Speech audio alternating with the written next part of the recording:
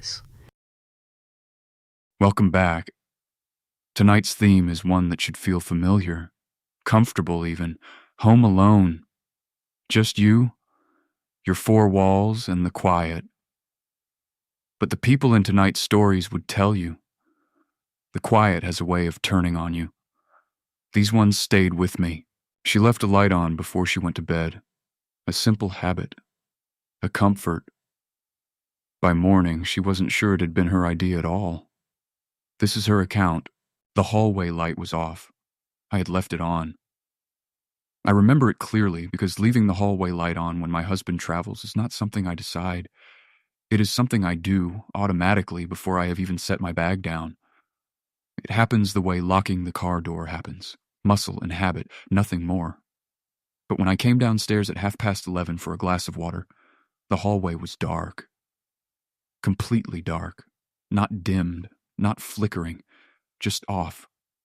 The kind of dark that feels thick somehow, like it has weight to it. I stood at the bottom of the stairs for a moment, one hand still resting on the banister, telling myself I had simply forgotten. People forget things. Routines slip. I reached over to the switch and turned it back on, and the familiar yellow glow returned, warm and ordinary, and everything looked exactly as it should. I went to the kitchen, drank my water standing at the sink, and went back to bed. I didn't sleep well, but I rarely do when he's away. The house makes different sounds when it's just me. Smaller sounds. That was the first night. The second night, I came downstairs again. Same time, almost to the minute, because anxiety has its own clock. The hallway light was off again. This time I stood there longer. The air felt cooler than it should have, and I reached out and touched the bulb itself. It was cold. Not warm fading to cool, the way a bulb feels when it has recently been switched off. Cold in the way a bulb feels when it has been dark for hours. I had been upstairs 40 minutes. I told myself the fixture was faulty. I told myself I'd check the smart switch app in the morning. I turned the light on and went back to bed. I did not go back to sleep. I lay there listening to the silence, which is its own kind of sound. By the third night, I had opened the app on my phone. It logs every command, time-stamped to the second. I scrolled back through that evening's history. Light on at 10:42. That was me, confirmed, before I came upstairs. I searched for any activity after that point. There was none. No manual override, no scheduled event, no remote command issued from any device linked to the account. According to everything the system knew, the light had not been turned off. It had simply stopped being on. I came downstairs at 11:15 and stood in the dark hallway, phone in hand, the screen showing me a log that made no sense. Something cold settled through me, not quite panic, something quieter than panic, the way a room drops a degree without anyone opening a window. I turned the light on. I checked every lock. Every window was shut. There was nothing wrong. That's what made it so much worse. I called my husband and told him everything. He was calm, practical. He suggested the switch was glitching, that the app had a sync issue, that these things happen with smart home systems. Both explanations were reasonable. Both explanations should have helped. They didn't. Because on the fourth night, I didn't come downstairs at all. I stayed in bed, stared at the ceiling, and waited. The house was very still. I watched the minutes on my phone crawl forward. At 11:20, I heard the faint, unmistakable click of the hallway light switch from the floor below. I had not moved. I had not left the room. My husband came home 2 days later. We had an electrician look at everything. He found nothing wrong. The smart switch was functioning perfectly. The app log from that fourth night showed no activity whatsoever, no command, no trigger, no record of anything happening at 11:20. In the days that followed, I found myself walking past the hallway switch and pausing, just for a moment, studying it like it might offer some explanation it had been withholding. The light has stayed on every night since. Last Tuesday, I came downstairs and found it off again. I had not yet reached the switch. That next story comes from someone who had a very different kind of visitor, one that left evidence you couldn't explain away. He noticed them in the morning. Small details, easy to dismiss. But details have a way of adding up, and these particular details led somewhere he wasn't ready to follow. This is what he told me. Fresh prints crossed a yard that had been empty an hour before. The back door glass was cold against my palm when I found them, and I stood there with my breath fogging the pain, not moving, not quite understanding what I was looking at. Our house sits at the edge of a rural property, a quarter-mile from our nearest neighbor, and in winter it gets the kind of quiet that presses against your eardrums and makes you aware of every small sound your own body makes. My partner had driven into town that afternoon and got stuck waiting out the storm at her sister's place, so it was just me, the dog, and a yard that had turned flat and featureless and pale. I went to lock up before bed. That's when I saw them. The footprints were large, larger than mine, and they came from the tree line at the far edge of the yard in what looked, at first glance, like a straight, deliberate line. The porch light threw a weak yellow circle over them, and I stood at the glass, studying the tread impressions, deep, heavy, unhurried. They stopped at the base of my porch steps, no prints on the porch itself, just the approach, ending there. But the closer I looked, the worse it got. The stride length was wrong. Not large person wrong. Something else wrong. Each print was roughly 6 feet from the last. Not 6 feet like a running stride, 6 feet like a single, planted, deliberate step, evenly spaced all the way across 40 yards of open ground. And coming back from the tree line, offset slightly to the left of the outbound track, was a second set. Same spacing, same depth. But the toe of every print faced inward, toward the heel, as if whatever made them had walked backward, or as if the foot itself were reversed. I kept trying to build an explanation. I kept measuring with my eyes, retracing the logic, and every time I arrived at the same place. 6 feet, reversed, deliberate, 40 yards. The analysis didn't comfort me. It made it worse, because the numbers were precise, and the conclusion they pointed to was not one I had language for. The dog was beside me the whole time, completely still. She's a vocal dog. She barks at squirrels, at the wind, at sounds I cannot identify from 2 rooms away. She was silent, her body rigid against my leg. I moved through the house, turning off lights, checking every lock, not wanting to be visible from outside.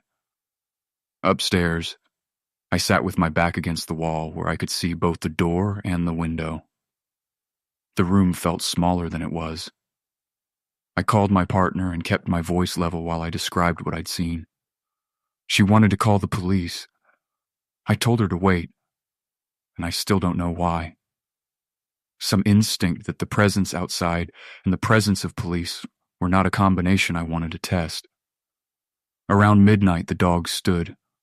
She walked to the bedroom window that faces the backyard and pressed her nose to the glass without a sound. I crossed the room and looked out at a yard gone blue-white, and still, the snow slowed to almost nothing. The outbound prints were unchanged. The inward-facing return prints were unchanged, but at the base of the steps, sitting upright in the snow between the 2 trails, was a small, flat stone. Dark, unweathered, the kind of stone you'd find at the bottom of a creek bed, not on the surface of a frozen yard. Placed, not dropped. I did not go downstairs. I sat in that spot until the sky went gray. The dog pressed against me the whole time, and I ran the numbers again and again because it was the only thing I could do. 6 feet. Reversed. 40 yards. Placed. And each time I finished, I was no closer to anywhere I wanted to be. The police measured the stride, wrote 6 feet in their report, noted reversed toe direction as inconclusive, found a sheltered spot at the tree line where something had stood for a long time, facing the house, bagged the stone. A week later, someone called. Creek stone. No origin, no prints. We still live there. We put up a camera. Some nights it catches motion at the tree line. The dog won't look at the window anymore. And now, something that doesn't have a rational explanation waiting at the end. Only questions that have never quite let go. Nobody in the house smoked. Nobody had for a very long time. So when the smell drifted in one evening, slow, sweet, unmistakable, she had no reasonable explanation. She still doesn't. Here is what she remembers. I smelled pipe tobacco in my living room at 2 a.m, and no one in my family has ever smoked. It was a Saturday in late October, and I was alone in the house for the first time in months. My roommates had both gone home for the long weekend. I'd been looking forward to the solitude, honestly. I had wine, a book, and no obligations until Monday. The apartment felt different when it was just me. Quieter in a way that had texture to it, a kind of settled stillness that only empty spaces have. I had been reading on the couch for most of the evening, wrapped in a blanket with the lamp on low, and sometime around 2 I became aware of a smell. Rich and sweet and old-fashioned. Warm in the way that wood fires are warm, but thicker, more layered. The kind of smell you associate with something antique, with closed rooms and old men and things that belong to a different era. I set my book down and just sat with it for a moment, trying to locate it. It wasn't coming from outside. The windows were closed against the October cold, the glass slightly fogged at the edges. It wasn't my candle, which was unscented. It was simply there, present and unhurried, like it had every right to be. I walked through the apartment room by room, trailing my fingers along the wall in the dim hallway. The smell was strongest in the living room and faded as I moved toward the bedrooms. The kitchen had nothing. I opened the balcony door and leaned out into air that was cold and clean and sharp in my lungs, carrying nothing but wet leaves and distant traffic. When I came back in, the smell was gone. Just like that. Gone as completely as if it had never been there. I stood very still in the middle of the room, breathing slowly, waiting. It didn't return. I should have felt relieved. I didn't. I felt very distinctly, like something had become aware that I'd noticed. I looked up the building's history the following week, mostly telling myself there was nothing to find. The unit I rent had one long-term tenant, a man who lived there alone from 1951 until his death on the premises. The date on the record was March 1987. A neighbor who'd lived in the building since the 70s told me, without knowing why I was asking, that he had been a quiet man. Kept to himself. She paused when she said it, the way people do when they're remembering someone specific and private. She said she used to smell his pipe in the hallway sometimes, drifting right under her door. She smiled a little, the private smile of an old memory settling back into place, and said she could still catch it occasionally. Even years later, she mentioned the early 90s specifically, the winter her husband had his surgery, because she'd found the smell oddly comforting in that difficult season. She didn't realize what she'd said. I didn't point it out. I've smelled it 4 more times since then.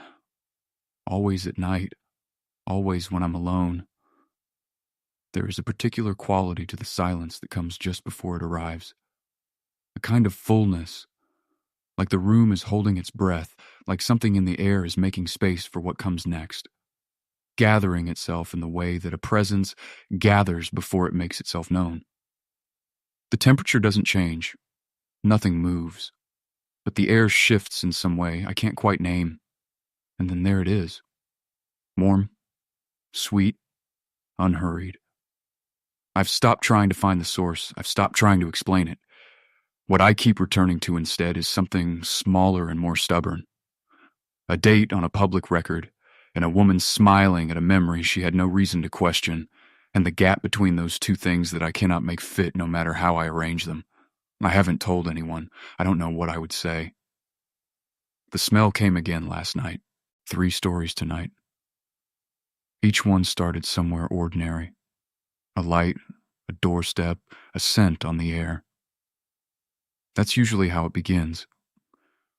I'll leave you to sit with that thought. Stay safe out there. I'll see you next time.